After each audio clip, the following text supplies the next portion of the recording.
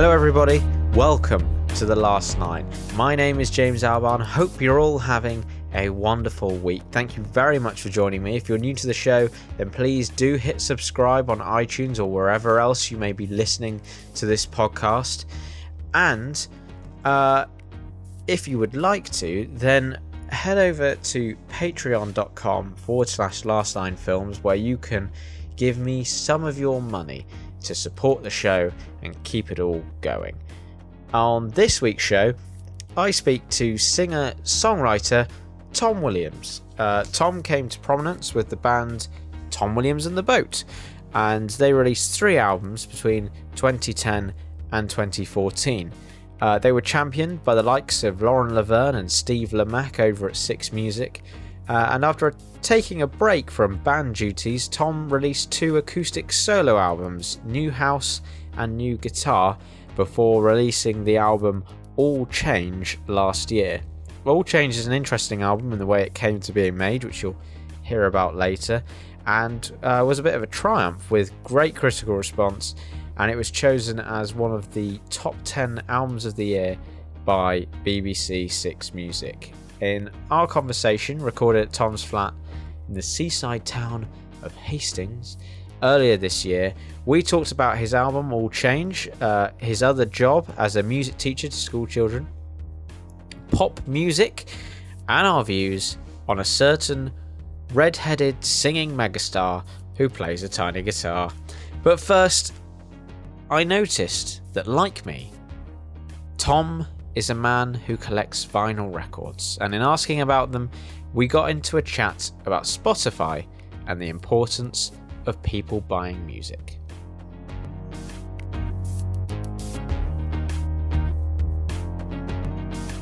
I love Spotify, and if I was going to get on my hind legs and pretend to be a holier than thou music consumer, I couldn't say that I bought a lot of vinyl. I probably spend £300 a year on music, and actually more if you add in my £140 Spotify subscription or whatever it costs. So maybe we're looking at £500 a year, but I can't afford to spend more than that, really. And that's for someone who's like, you know, a musician and in music education. It's all tax deductible, and I still can't afford it, you know. I find that on a Saturday or a Sunday morning when I go to the shelf to pull a record out, I will give a record a second chance. Whereas, you know, on a morning when I'm trying to quickly download some new music on Spotify before I run out the door, and it says it's got no space, I'll quickly go back through and just delete loads of stuff that, that was all right, but you know what I mean? Yeah. And that's a shame, because spending £10 on a CD, it's not because I want your £10. It's because you'll listen to it more than once if you spend £10, because you'll think, I'll give it another go, you know. And I think that just leads to a more engaged, rewarding experience for the fan and the musician, because, you know, you'll hear things on the second, third, and fourth listen that you won't otherwise.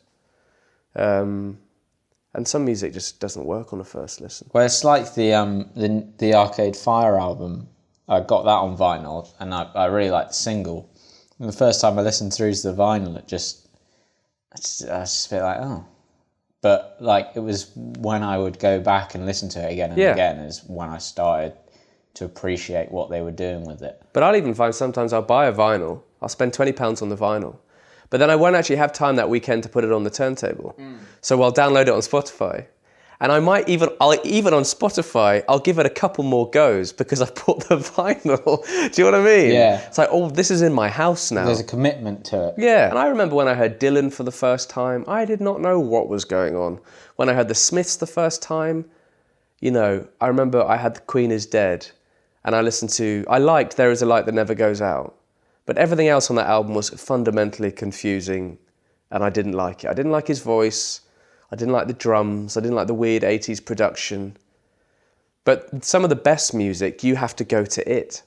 You know, some of the best music, when you first hear it, like, I don't like it. There's a fundamental gut reaction that thinks, this goes against all of the taste decisions I've made about my music up till now. You know, I remember when I first heard Pavement, I was into Nirvana, so a guy at school gave me a Pavement CD.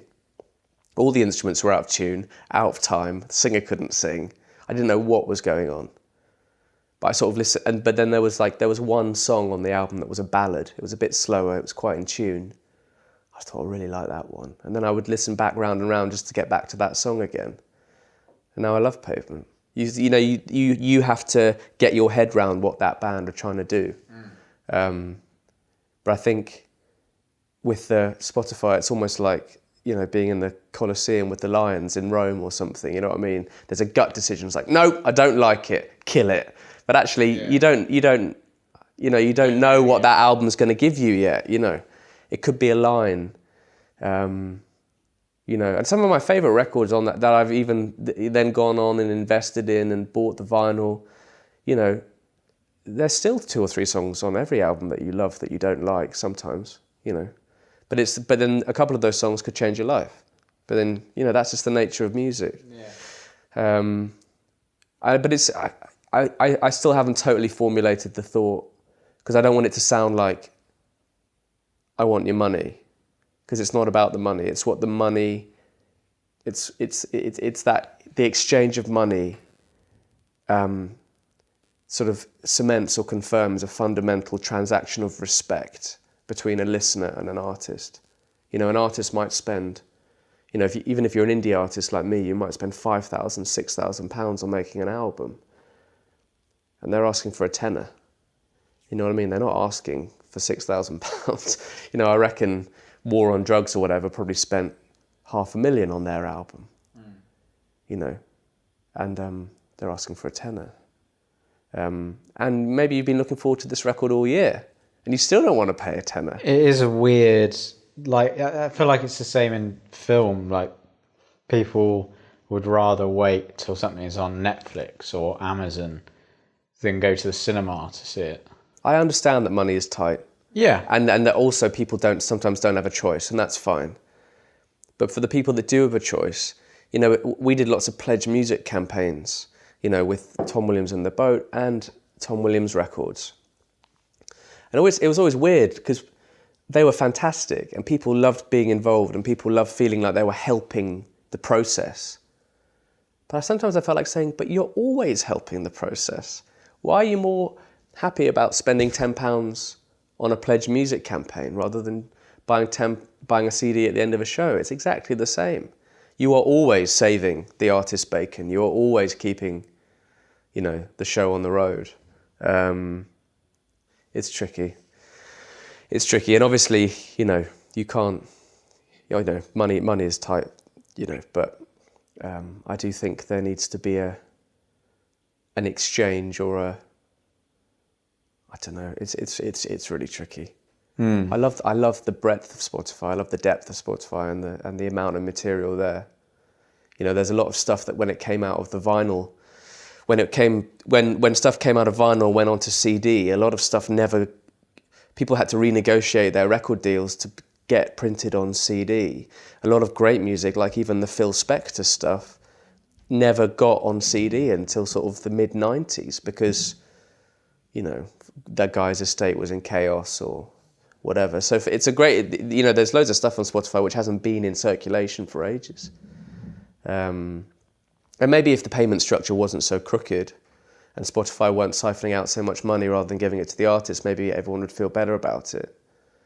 There are people with, Father John Misty has 3 million Spotify plays a month, which equates to about, £17,000 a month, which doesn't sound like a lot of money, but actually over a year it's quite a lot of money. It's 200 grand. Yeah.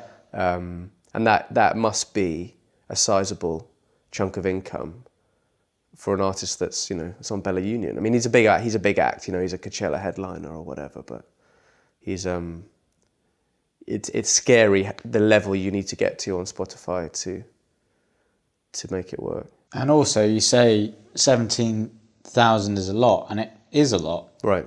But when he's getting 300 million plays, it doesn't seem like it is a lot. It doesn't. Yeah. You know what I mean? It's not.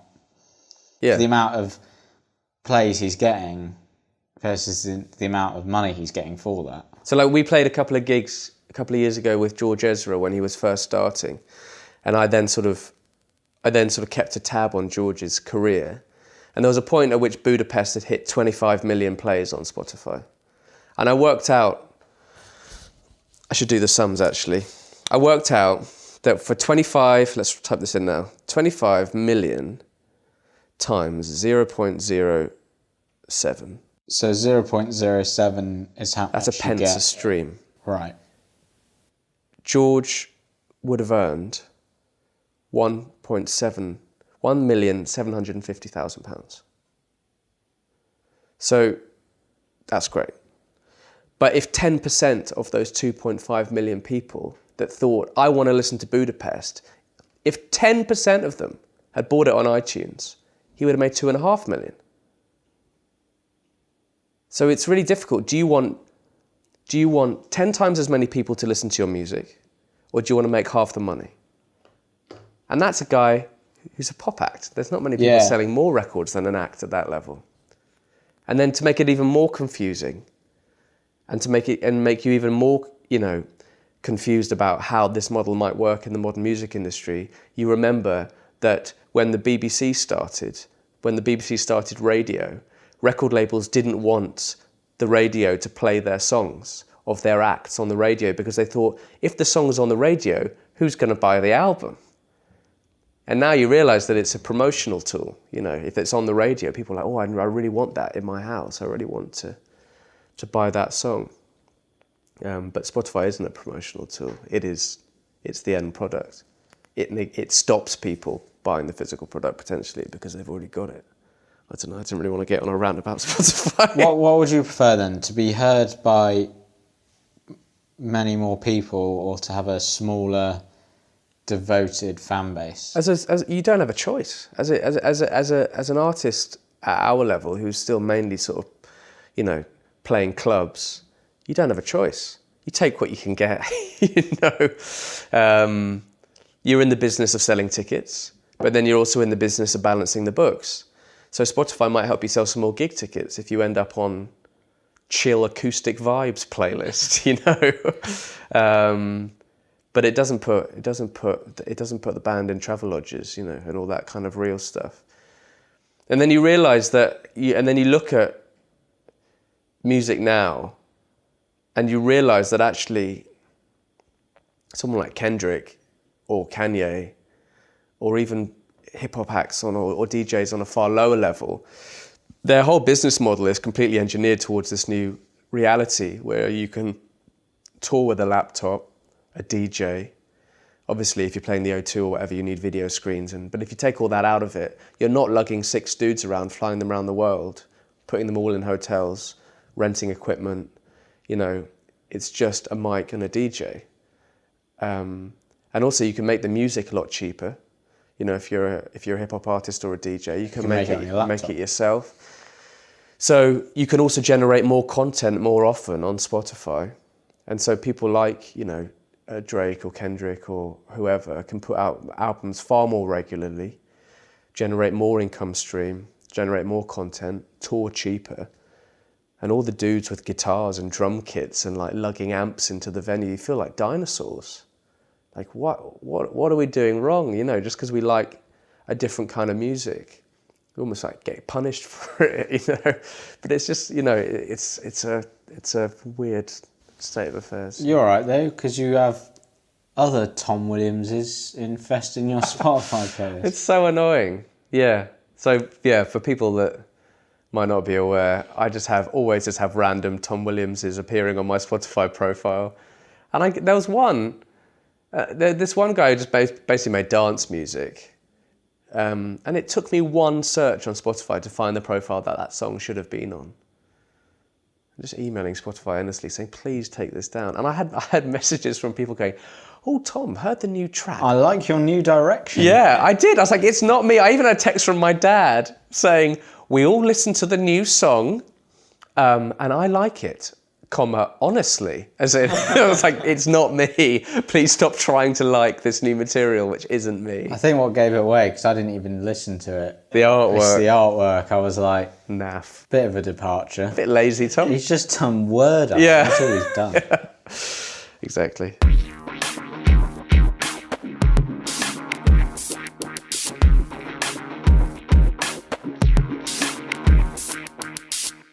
So I was in a band called Tom Williams and the Boat. That went from about 2007 to 2014. And, that's a long time to be in a band. And so we had a little break. I went off and made 2 acoustic records and did a couple of tours around the UK and festivals with my wife, Sarah. And that was just acoustic guitar, piano. And I wanted to do that kind of storyteller, more narrative thing again. And then I was asked to go and spend a week at Leeds Beckett University, which is I think it's the old Leeds Poly. It's not Leeds University, it's the other one. Beautiful university, and I was asked to go and spend a week in the recording studios there. And Carl, the guy who did the course, he did this artist in residence thing.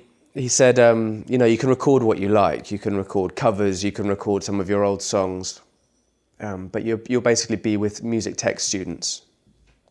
And we'll put a little band together of students and let me know what you need. So I said, oh, this sounds great fun, drums, bass, guitars, backing vocals, piano player. And then I just thought, well, I'm just going to bring some new songs, see if I can make an album cheaply, see what happens. But I also hadn't totally read the emails properly and thought they would be music students. So I thought they'd be really good at playing.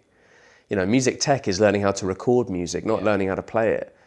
And I only found out as I went into my hotel the night before that they weren't music tech students at all. Sorry, they weren't music students, they were music tech students.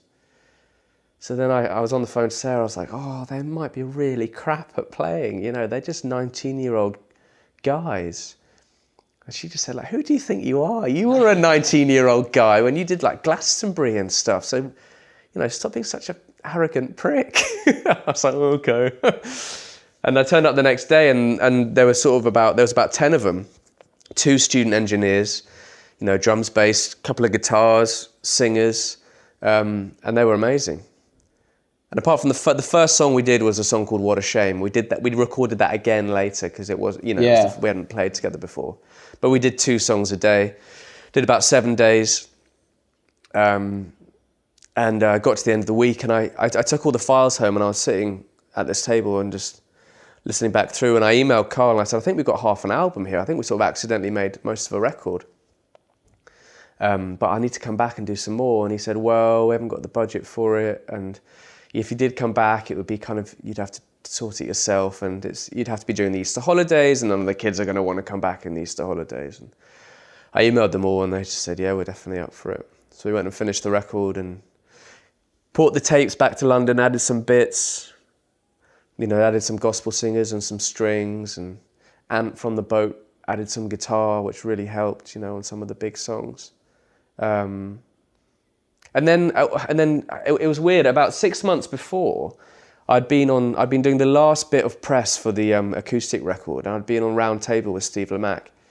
And a last-minute addition to the show was Peanut from the Kaiser Chiefs, who's also weirdly from Leeds, and he was there with a guy from the record label called Kevin McCabe, and he said he suddenly realised who I was and said, oh, I remember listening to the first Tom Williams and the Boat record. I really liked that record.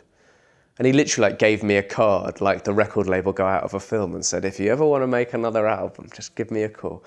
And I said, well, I'm not going to make another album because I've just done an album and I want to have a lie down for a bit and write some new songs. And then I ended up going to Leeds. So when we finished the album in Leeds, he was the only guy that I really had in mind to send it to. And Kevin was working for Caroline, and Caroline signed it, and it was out 6 months later. But it was made, because it was made with no external pressure, and it was just made with these students from Leeds, who had never made an album or ever played on, a 12-hour session, let alone for sort of 10 days in a row. Doing 2 songs you've never heard before every day. It's got a really lovely feel to it. And the album that we delivered to Caroline, the track listing, and the mixes and everything didn't change. They just took it as it came. And I think because of that, everything that happened that year felt like a little bonus. We did sessions for Radio 2, we had playlists of singles on 6, we did, everything we'd done with the boat records and more. You know, again, festival-wise, we sold more tickets live. I took the core of the Leeds student band out on the road with me as well, and it was just a really lovely year, and just a way of sort of injecting sort of youthful enthusiasm back into the whole process, because it was probably like my 6th record or something, but it felt like my first, you know. It felt weird sort of 10 years into my career getting a record deal for like really the first time, because Caroline are part of Universal. You know, everyone we'd worked with on the boat stuff had been fairly indie. Moshi Moshi were quite indie. They weren't, you know, they didn't have funding from any big labels or anything. So it was a really amazing year, you know. And those guys, those 3 guys from Leeds Uni that are in the band are still in my band. And we've just done a new record together as well. So yeah, but that album was called All Change. Because I read, I think it was like a Guardian article or something that said that you'd all but given up on music. Was that true, or? I think I said to someone I had no plans to make a record, and I didn't. Right. Because I'd just finished touring the other record. It'd literally been like 3 weeks. I would have definitely gone and made another record. But I think saying I had no plans to make a record suddenly became, he gave up! Yeah. He sold all his guitars! He chopped his hands off and said that he'd never make another album, but that wasn't totally true. But I certainly had no plans, and it certainly took me by surprise, and that had never happened before. You know, normally, you know, everything had been very rehearsed, very, you know, when you don't have much money and you're self-financing making albums, you have to be rehearsed before going into the studio. Otherwise, you're just sitting there with the clock ticking and money dripping down the drain while the drummer tries to remember how to play the beat or whatever. You've got to be totally drilled. And with this Leeds album, these guys were learning and writing parts for songs that they'd never heard before. And then we were playing them relentlessly, like 20 or 30 times, 4 hours of the same song. And then we'd all limp into lunch, like in the student union cafeteria, and eat a jacket potato, and then go and do another song again. But it was just amazing, because like throughout all the sessions, everyone was sort of thinking, wow, this is exciting. Is this going to be an album? Is this going to be on iTunes? Is this going to, you know, are we going to have to do music videos? And I was like, yeah, maybe. And everyone's going, whoa. And that was really lovely. Yeah, it was a real highlight for me, I think, professionally and creatively. And then for it to get voted sort of one of the top 10 albums of the year by Six Music as well. You know, everyone else on that list, you know, probably sold hundreds of thousands of records. I think This Is the Kit is probably about as indie as it got, you know. Can't think of who else was on the list. Thundercat, Father John Misty. Corny Barnett. Kurt Vile, yeah. You know, by all intents and purposes, those are major label artists, you know. So it was really amazing. And it's sort of, you know, it's nice also sort of 10 years into a career of sort of making records and making music to you know, feel like there's a real trajectory sort of propelling us forward. It's funny when you say you hadn't given up, because all the articles you read are like he's given up with music and he's going to go and he's gone off and become a teacher. And no, I mean, I've been teaching since I left uni. I've been teaching since I was 19, you know, because it's pocket money, good pocket money. I used to teach just on a Sunday. And then when I left uni, that was about 7 years ago, I just met Sarah, who was later become my wife, and we wanted to move in together, and we thought, oh, I need some money. I can't just be living at home. So I got 2 days a week, and then I got 3 days a week.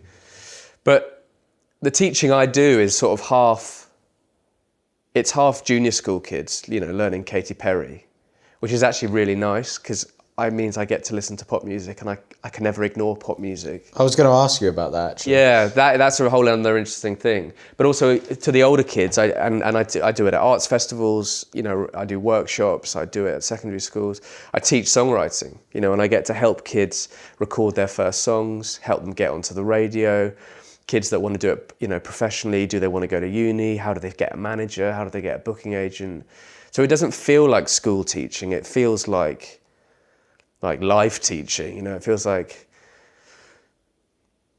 there's always a stage when you're teaching songwriting to a kid and they're listening to Hosier or, you know, Georgia Smith or whatever, and then they sort of discover from another kid that you make music too, and then they find your albums, and then they sort of come in the next week and, you know, they're like, oh, I really like that song, and then you can actually, and then you have this really nice situation now where you're both songwriters and you're both just talking to each other about how to write a good song, and you're both just sort of waiting for a good song to arrive. But teaching is a really actually important part of my creative process. You know, if I'm telling a kid to write a song for next week, I've got to write a song as well. I don't have to play the song to the kid, but I sort of do tell myself off. If I hear myself going, come on, Adam, write a bloody song, you know? Yeah. And then there's a voice in my head going, when did you last write a song? You know, I was like, oh yeah, you're right.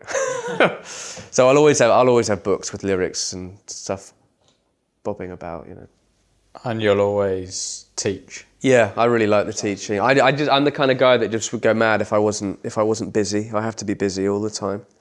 So if someone gave me $100,000 publishing check and said I didn't have to teach anymore, I'd just be off my mind, bored. I'd be so bored. And you can't write all the time. Yeah. I've started doing the odd thing where there's the guy that has produced the next record is a guy called Tim Rice-Oxley that was in a band called Keane. And I met him about sort of 3 years ago, and he got me doing these things called 20 song days, when you literally go and you write a song every half an hour for 12 hours, and it's brutal. Because you know, the first song you write about what's in your head, whatever you're thinking about, and then for the next like 11 and a half hours you've got nothing. There's nothing in your mind. And it's an exercise in improvisation and just getting it done. And it's sort of taught me that you can be creative whenever you want to be. You've just got to put the hours in. Yeah. Which is and it's a very brutal, unromantic way of making work, but you will get something done. Whether or not it's better than the one that came into your mind when you were walking around the supermarket remains to be seen. Yeah, it's a discipline, isn't it? Because I do a bit of music and bit of script writing, and you know, when you have a full-time job, it's hard to motivate yourself sometimes to do it, but you just have to sort of force yourself and go, right, tonight I'm just doing this. Yeah. But that can also sometimes stultify the whole thing, you know, and make yourself feel very uninspired and static. I think you've got to be thinking about it all the time. It's like a boxer, or if you're going to go for a run, you know, you've got to be. If you get home after an exhausting day of work and you think, oh, I've got to go on a run now, you're like, oh, I can't be bothered. But if you're on the drive home and you think, okay, I'm going on a run. Come on, I'm definitely going to go on a run. You've got to be thinking about the song. You've got to be listening for lines. You've got to be. I'm not the kind of guy that can write in his head. There are some people that can write complete songs in their head. Bob Dylan writes about that quite a lot. But you definitely have to be thinking creatively. It's very easy to be pulled into a very uninspiring world of work and a world of life, you know, where nothing is creative, nothing is inventive, nothing is poetic, nothing is inspiring. Yeah. But you do have to put your artist's hat on and try and, you know, you have to consume art, you have to read books, you have to listen to records, you know. It's a lifestyle in that sense, not in a Rolling Stones let's all get drunk kind of way, but actually in a way where you have to kind of consume art. You have to put yourself in the position to be inspired. You know, and I spend my life preaching about this stuff to kids, trying to get them to be proactive, and but it doesn't always work. No, it's not easy sometimes. Absolutely. Yeah, I feel like I've been really productive since Christmas. You know, I've started this, I've been recording my songs. Yeah. But, you know, I started my job last February, and it is easy just to let stuff slip. You're knackered. You want to sleep. Yeah. You've got to maintain your relationships. You need to actually see your girlfriend at some point. You actually need to we've just sat on the sofa and watched TV for the last 3 weeks. Like, why don't we go and do it? Let's go out. You know. Yeah. It's so difficult, and it's about keeping everything in the air. But I remember because when I was about 19, I was meant to be going to uni, and I decided last minute that I didn't want to go because I wanted to do music. And this was sort of just before Tom Williams and the Boat started. What were you going to do at uni? Fine art. And then I went and worked in a cafe and I got a flat and I paid my bills. And that's what I really wanted. I wanted the independence. And then I realised, like, I thought, what am I doing? That was such a great opportunity to go to uni, and I can, my guitar will always be on my bed when I get home. And I can always write whenever, because all I'm doing now is I'm just working all day to pay for the flat. I'm not writing any more songs. Yeah. And you can't do 7 gigs a week because you live in Tunbridge Wells or wherever. There's only one venue. You got to play every 3 weeks. So what are you actually doing? So I did go to uni in the end, and then I think it was later on I saw a talk by Paul Smith, the fashion guy, and he said that he left school when he was 16 and he opened a clothes shop in Sheffield. I think he was from Sheffield, and his thing was that he had a guy that got him Levi's 501s, black 501s, which were like the punk thing to have, the coolest straight jeans. And he opened this shop 7 days a week, and no one came. And 2 months later, he moved back in with his parents, tail between his legs. And then a couple of months later, he saved up enough money for the rent again, or for the shop, and he opened on a Saturday. And then he opened on a Sunday. And then he opened on a Friday. But he was working jobs as well, to keep the shop open. And he said it's all about the juggle, and that always stuck with me. I think gone are the days of the romance of Simon Cowell's hand coming out of the clouds and laying his hand on your forehead and saying, "You are the chosen one." I don't know if that's romantic. No, stop touching me, Simon Cowell. You will now be pop star now. I will buy you a flat in Kensington and you will go to all the parties. That doesn't happen. It does happen to a couple of people. But it's well documented that all that money for your advance, all that money the record company gave you for your car, sure, it's all on your dime. They want that money back. So, I think if you can be self-sufficient, if you can work a job that you like, if you can stay creative, if you can stay happy, I think that's the goal.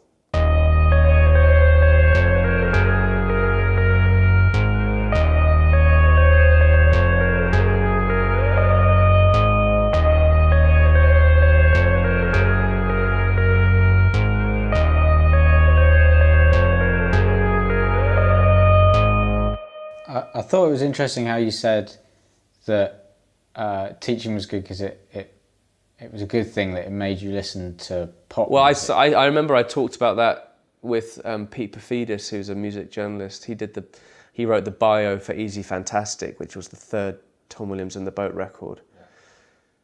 And that was an album, the album before that was an album called Teenage Blood, which was sort of, really written predominantly, about 4 of the 10 songs were kind of written about a breakup, and so all the songs are written very quickly, very emotionally. Easy Fantastic felt like I was kind of starting from scratch again, and I just started teaching a lot, just moved in with Sarah. And so, I was actually getting to look at songs like Raw by Katy Perry, or can't even think what I would have been teaching then, and actually looking at the structure of them all and listening to the melodies and stuff, and that definitely influenced my writing and stuff. There's songs on that album like Caroline or Suzanne, or even All Day, which was kind of the single off that album, which were definitely more inspired by kind of a leaner approach to kind of pop writing, seeing what you can do with fewer chords. There were obviously things on that album like Hurricane and 25, which were noisier and a bit rockier, and you could definitely see a root in previous stuff that I'd done. But I was really interested by that. But I mean, still, I'll listen. It's really interesting because I'll teach songs, whether it's a Clean Bandit song or a James Bay song or a Zayn song, and kids know which ones are the good ones. Like sometimes you can just see a kid buzzing after just playing a song for the first time, and you'll say, "That's an awesome song, isn't it?" They're like, "Yeah." And other times we'll play a song and they'll just go, "That's rubbish, isn't it?" It's like, "Yeah, it's a bit rubbish." And you'll have quite funny conversations with an 8-year-old. You'll say, "So what do you think they're singing about in this song?" And they just look at the page and they go, "Nothing?" And I was like, "Yeah, you're right. Yeah, nothing." But then conversely, there are some songs that are just sort of absolute filth and are just completely over the heads of an 8-year-old. And then you sort of judge the parent. Why are you letting them listen to this? But it was quite funny. There's a lady who's the head of music at one of the little junior schools I teach at, and I don't know, she's probably 20 years older than me, and she said, "What are you teaching a lot of at the moment to all the younger kids? Because I want to do a new song for the school band." I said, "Well, everyone's learning Shape of You. Like, they just love it." She said, "I can't teach that song. It's absolute filth." And I was like, "It is absolute filth, and you're right. But also, it's on the radio, and it's not censored, and every kid's heard it. They don't know what it's about. They're all singing Shape of Your Body, but they have no idea what it is."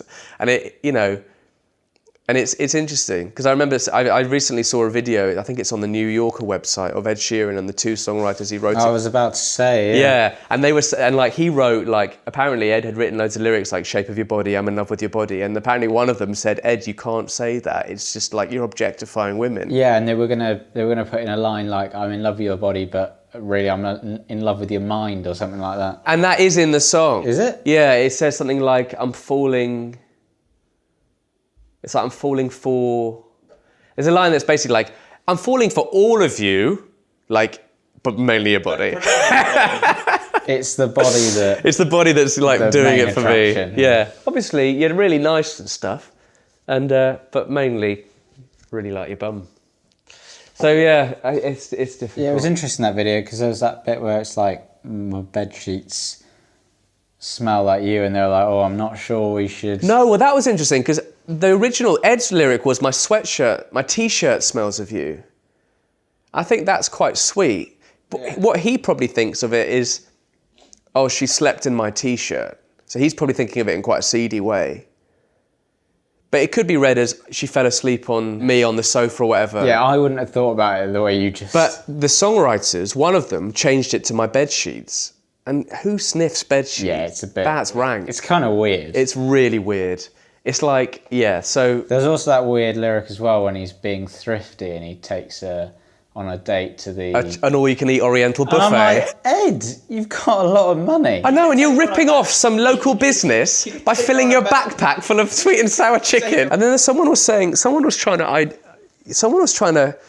say that Ed Sheeran is a feminist songwriter because he writes about wanting to have sex with women even after they've eaten.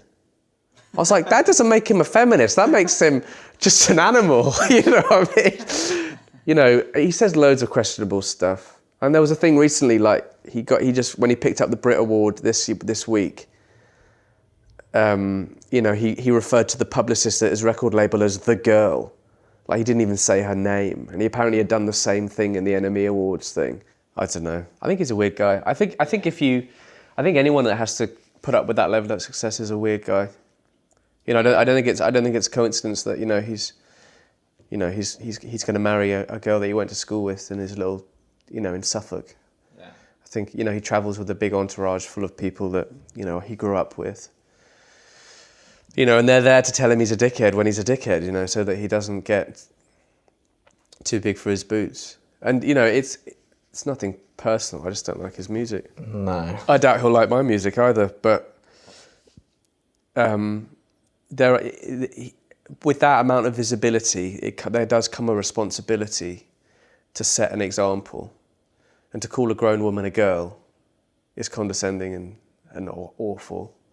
And also quite emblematic of a lot of problems I think it's still about 70-30 male to female employees at record companies in the UK. And it's, difficult to be taken seriously when everyone around you is a bloke. So, and to be fair to him, there was probably good intentions behind that. He just goes and picks the worst word. Yeah, absolutely. But there's other stuff he does as well. Let's not let him get off too lightly here. He'll go on Desert Island Discs and say, "Oh, I don't want to talk about my drug abuse problems." But yet he's got songs that talk about his drug abuse problems all the time. I once had a 6-year-old kid say, "There's a new Ed Sheeran song I really want to learn." I was like, "What's it called?" He said, "Drunk." It's like, you shouldn't even be thinking about what being drunk is. Yeah. You know, it's just like, and everything in this song, it's like a bottle of red wine and another white line, and it's just like, I don't know, it's fine. I don't really care. But do you think, because obviously he's got a lot of young fans, but at the same time, you sort of think if that's what he wants to write about, then can you really stop him? Yeah, no, it's fine. I mean, it's fine, but it's more just the hypocrisy of being holier than thou on Desert Island Discs and going, no, you know, I've got lots of young fans, so I don't want to talk about my drug abuse problems. You're selling authenticity. You're selling a shtick of, this is just me, Ed, being who I am, with my acoustic guitar, direct from my heart to your ears. My tiny acoustic guitar. And you know, this is my diary, and this is my life, and you know, this is the black and white photo of me looking sad, and this is, you know, and you know, find out about what's been happening to me this year on my new album. Actually, you know, I think that Desert Island Discs appearance would have been an opportunity to remove a lot of the stigma of... Yeah, because if he'd have said, I have a lot of young fans, yeah, A, they're not listening to Desert Island Discs, but, you know, if one was to stumble across Radio 4 and be listening to Desert Island Discs, him talking about his drug abuse problems, like you said, would remove the... stigma. Yeah, and also the glorification of it in some of his music. If he just talks about it honestly and... I can't even remember where this rant on Ed Sheeran started. I don't know. Oh, it's pop music. No, yeah. Yeah. I mean, I think if any of us were put in that level of fame and every single word that came out of our mouth was scrutinised, sure, our failings would be laid very bare. But I don't... You know, it's like Taylor Swift going missing during the American election when, you know, her reach on the country music Republican voting fan is so expansive that she could have maybe, you know, swung certain states by just doing an Instagram post. I similarly feel that with that, you know, if you look at what Kendrick Lamar does with his spotlight, look at what Stormzy did at the Brit Awards with his spotlight, you know, calling the Prime Minister a criminal. That's incredible. That's not shape of your body, oh, I like your body. You know what I mean? That's real. And the way that he would have had to keep a lot of it up his sleeve because it would have been censored. But, you know, you forget, you know, bring it back slightly to the pop music thing, you forget how visible this all is for kids, you know, and all year 3 kids watch the Brit Awards, you know. They all watch Dua Lipa, Rita Ora, Foo Fighters, you know, Stormzy, Rag and Bone Man. It's all there for them to see. And, you know, they need... yeah, it's... I don't know. I mean, it's lovely because it shows you that kids still really listen to music. But it's nice teaching, and it's nice still engaging with that stuff, because they say, oh, I want to learn the new song by whoever, then I have to listen to it, and I have to teach them it. And you know, all these songs are written by middle-aged dudes. I'm not middle-aged yet, but you know, all of George Ezra's songs are written by Joel from Athlete. And then, you know, all of a lot of you know, Jake Bugg's stuff was written by Ian Archer from Snow Patrol. That's interesting. You know, and someone like Tim Rice-Oxley from Keane will write songs for Gary Barlow and Lily Allen, and I love all that. I love all that idea. I mean, I totally get it. I totally get that you know, you get a beautiful young person and with an amazing voice, and then you get someone that can write the shit out of a song. It's like no brainer. You know, Elvis sung other people's songs. You know, he's just a pretty boy in a coat, really, isn't he?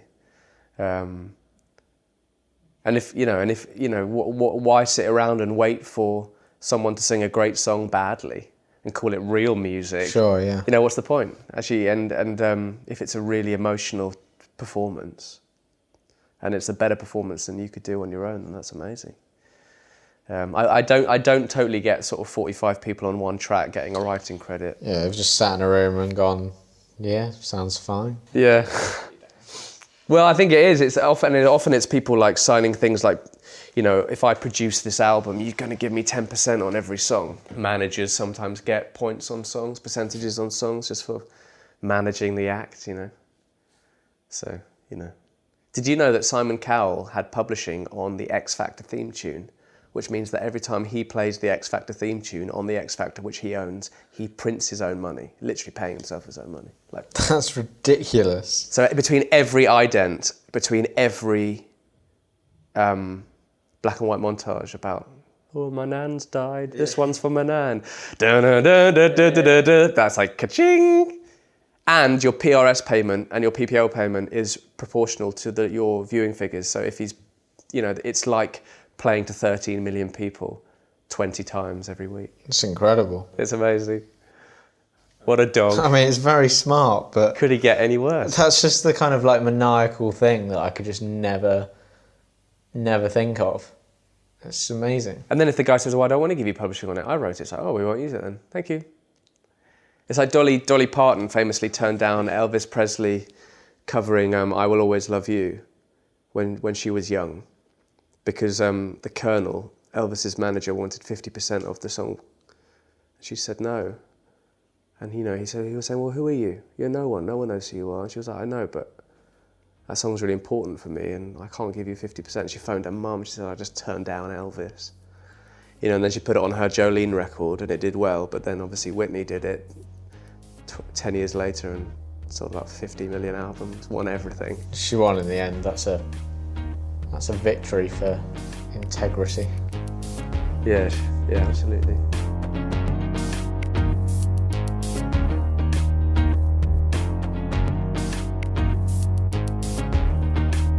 So there you have it, Tom Williams. My thanks to Tom for doing the show and for being so welcoming, and thanks to you, the listener, for joining me this week. I do hope you come back next time when I'll be chatting with Ellie Flynn, a journalist and documentary filmmaker. Remember to subscribe to the podcast on iTunes and wherever else you may be listening to the podcast. We're now on Podbean, Stitcher, TuneIn, Castbox, and as of this week, Blueberry, which isn't spelt the correct way because they're doing that fancy thing that tech companies do where they spell things without the proper spelling. So it's Blubrry, I believe. But hey, I'm sure if you're there, you already know the spelling and you've already found us and you've already enjoyed the show. If you have enjoyed the show, then you can donate to the show at patreon.com/thelastline, where you really should do that, because no one has yet. We're on episode 4, and no one's given me any money. So, come on. I mean, you don't have to. The podcast is free, and let's be honest, it's going to keep being free. It's going to keep coming at you every other week. But if you give us some money, maybe it could be every week, which is double the amount of podcasts a month, which is double the fun. So just think about that. Thank you for listening. And until next time, I've been James Albarn, and this is The Last Line.